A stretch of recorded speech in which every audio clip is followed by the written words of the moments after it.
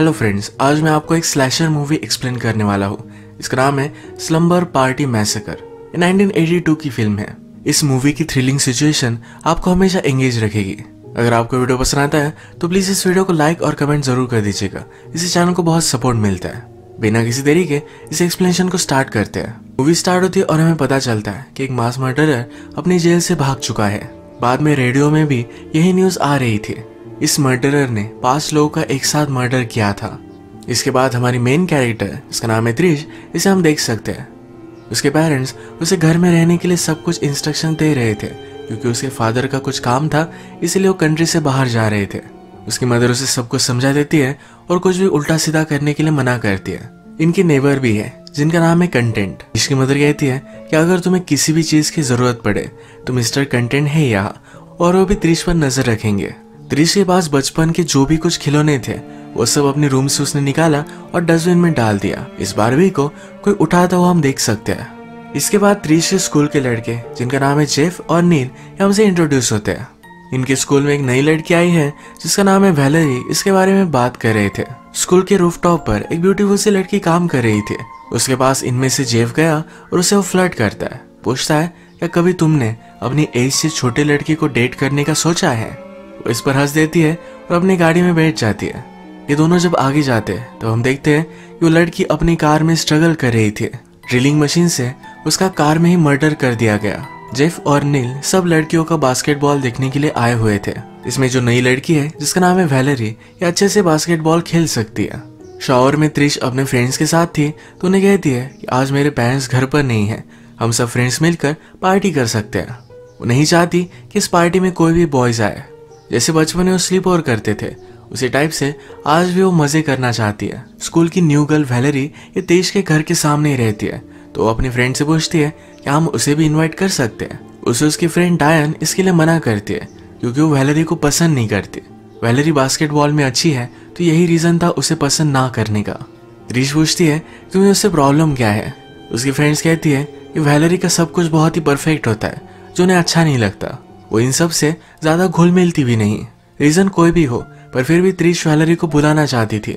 Valerie ने इनकी सब बातें सुन ली, उसे बुरा लगा और वहां से गुस्से में चली जाती है। बास्केटबॉल हॉल के बाहर ही अभी अभी हमने मर्डर होता देखा है। यही मर्डरर, और इसे हम स्लैशर भी बुला सकते हैं। सब लड़कियां अपनी प्रैक्टिस खत्म होकर बाहर आई। इसमें से एक लड़की, जिसका नाम था डायन, ये कुछ भूल चुकी थी। पूरा हॉल खाली था तो अकेली अंदर जाती है। कोच ने देखा और उसे वार्न करती है कि जल्दी से अपनी चीज लेकर बाहर आ जाना, वरना सब कुछ लॉक कर दिया जाएगा। लिंडा ने उसे जो चाहिए था वो लॉकर से निकाल लिया, पर जब वो वापस आए तो ऑलरेडी सब कुछ लॉक हो चुका था। अचानक से पीछे से स्लैशर एक ड्रिलिंग मशीन से उस पर हमला कर देता है। वो सावधान हो गई थी तो सिर्फ उसके हाथ पर चोट आती है। वो जल्दी से वहां से शावर की तरफ भाग जाती है। एक कॉर्नर के नीचे वो छुप गई। स्लैशर हर जगह पर उसे ढूंढता है, कहीं भी ढूंढ नहीं पा रहा था। लिंडा की चोट की वजह से उसका ब्लड बह रहा था। ब्लड डोर से होते हुए लीक हो गया। ये स्लैशर ने देख लिया। डोर ओपन कर उसने उसका मर्डर कर दिया। त्रिश की फ्रेंड डायन जब अपनी घर जा रही थी तो उसका कोई पीछा कर रहा था। डायन ने रियलाइज किया और उसको पटक दिया। बाद में वो रियलाइज करती है कि उसका बॉयफ्रेंड ही है। वो बेचारा हर्ट हो गया था। डायन वार्न करती है कि बाद में फिर से ऐसा मत करना।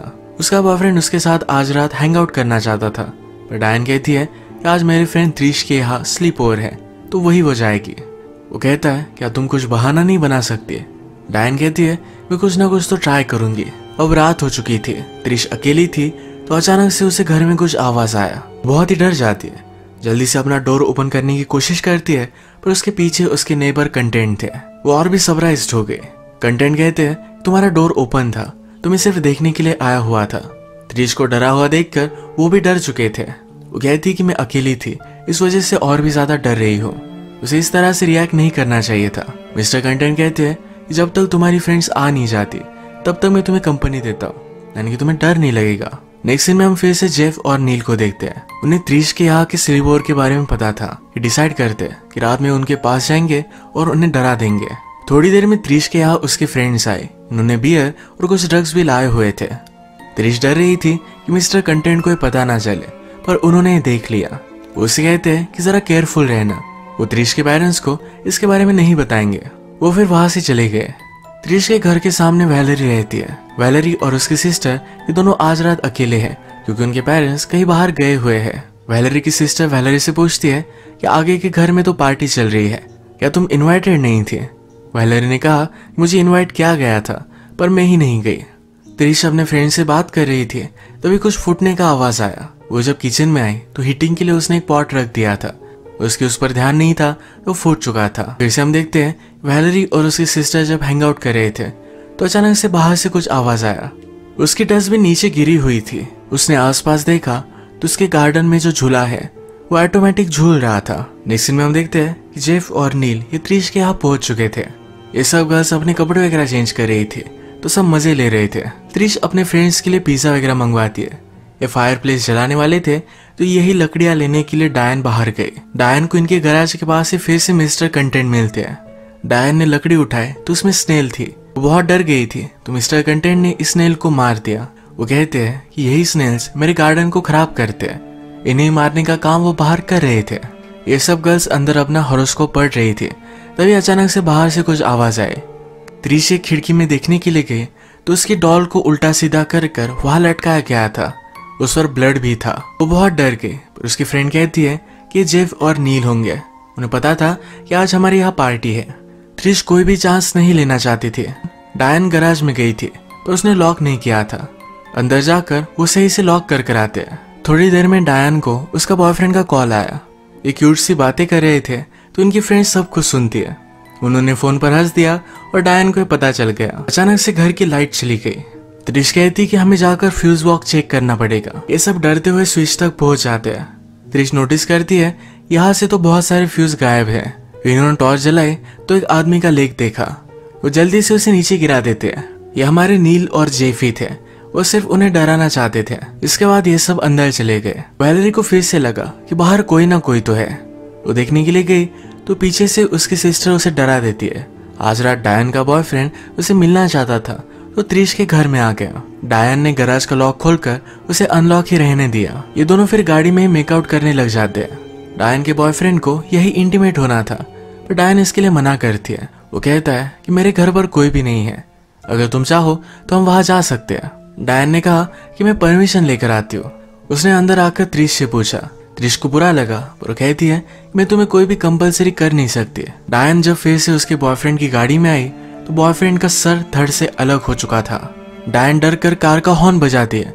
अपने फ्रेंड्स को बुला रही थी। घर में उसकी फ्रेंड्स ड्रिंक बना रहे थे तो मिक्सर की आवाज की वजह से वो कुछ भी सुन नहीं पाए। स्लैशर वही था तो उसने डायन पर हमला कर दिया। आगे वैलेरी और उसकी सिस्टर ये हॉकिंग सुनती है। सिस्टर पूछती है वहां चल क्या रहा होगा। वैलेरी कहती है ये सब लोग हमेशा पार्टी करते रहते हैं, नॉइजेस से हमें वरी करने की कोई भी जरूरत नहीं है। थोड़ी देर में त्रिश और उसके फ्रेंड्स का पिज्जा आया। इन्होंने जब डोर ओपन किया तो पिज्जा बॉय के दोनों आंखों में ड्रिल किया गया था। डायरेक्टली उसकी बॉडी ही इन पर पड़ी। ये सब बहुत ही डर चुके थे। जल्दी से दरवाजा बंद कर लेते हैं। ये जब सब हो रहा था त्रिश फोन पर अपनी कोच से बात कर रही थी। इन लड़कियों की चीखें कोच ने सुन ली। त्रिश जल्दी से फोन रख कर पुलिस को कॉल करने की कोशिश करती है। वो अपना एड्रेस बताने वाली थी तभी स्लैशर ने उनकी घर की लाइन काट दी। कोच वरीड थी तो उसने वैलेरी को कॉल लगाया। वैलेरी कहती है शायद वो पार्टी ही कर रहे हैं, आपको कोई भी वरी करने की जरूरत नहीं है। कोच कहती है पर फिर भी मुझे देखकर आना पड़ेगा। और उसके फ्रेंड्स ने सब घर को लॉक कर लिया था। अब आगे क्या किया जाए इसकी वो प्लानिंग कर रहे थे।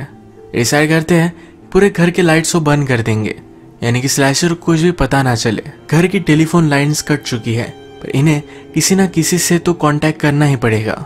जेफ ने कहा कि आगे ही वैलेरी का घर है, वहां जाकर हम हेल्प मांग सकते हैं। इन्होंने डिसाइड किया कि जल्दी से भागकर वो जाने वाले हैं। अगर एक साथ गए तो दोनों मारे जाएंगे, तो इसलिए अलग अलग रास्ते से हो जाएंगे।